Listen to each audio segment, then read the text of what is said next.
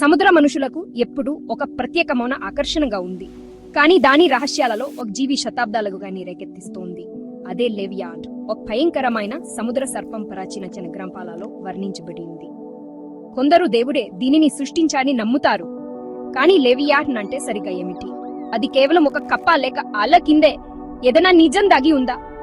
ఈ వీడియోలో నేను లెవియాథాన్ చుట్టూ ఉన్న పురాణాలు, వాస్తవాలు మరియు ఆధునిక సిద్ధాంతాలను లోతుగా పరిశోధిస్తున్నాను.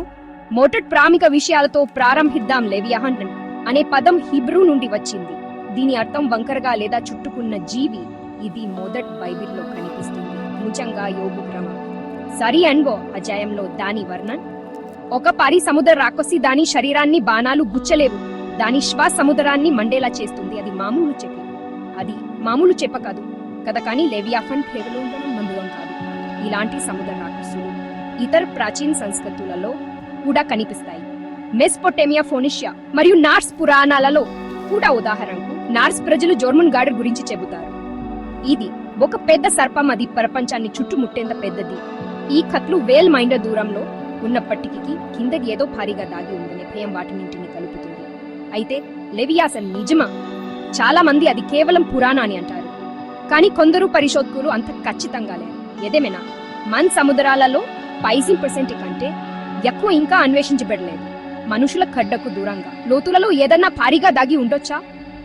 ఆధునిక సిద్ధాంతాలు లెవియాథాన్ చరిత్ర పూర్వ సముద్ర రాక్షసుల నుండి ప్రేరణ పొంది ఉండొచ్చని సూచిస్తున్నాయి. మోసాసారస్ లేదా మెగాలోడాన్ వంటివి ఇవి మిలియన్ల సంవత్సరాల క్రితం సముద్రాలను పాలించిన భారీ వేటగాడులు. ఈ రోజు కూడా భారీ ట్విట్టర్ నివేదికలు, వింద సోనార్ బ్లిప్లు మరియు వివరించలేని కల్లికలు ఈ రహస్యాన్ని సజీవంగా ఉంచుతున్నాయి. కొన్నిసార్లు చరిత్ర మరియు బాహా మనం గ్రహించిన దానికంటే ఎక్కువగా కలిసిపోతాయి. కానీ లెవియాథాన్ కేవలం ఒక రాక్షసి కంటే ఎక్కువ. పురాణాలలో ఈ ప్రకృతి యొక్క శక్తి మరియు గందరగోళానికి కూడా ప్రతీక. దేవుళ్ళు కూడా లెక్క చేయాల్సిన శక్తి. కొందరు ఈ సహన, అహంకారం లేదా అంతిమ సవారును సూచిస్తుందని అంటారు. ఇది కేవలం ఒక ముందు కాదు, ఒక చిహ్నం. అయితే నిజమేమిటి? లెవియాథాన్ అక్కడ ఉందా? అర్ధరాత్రి ప్రాంతంలో ఈదుతుందా?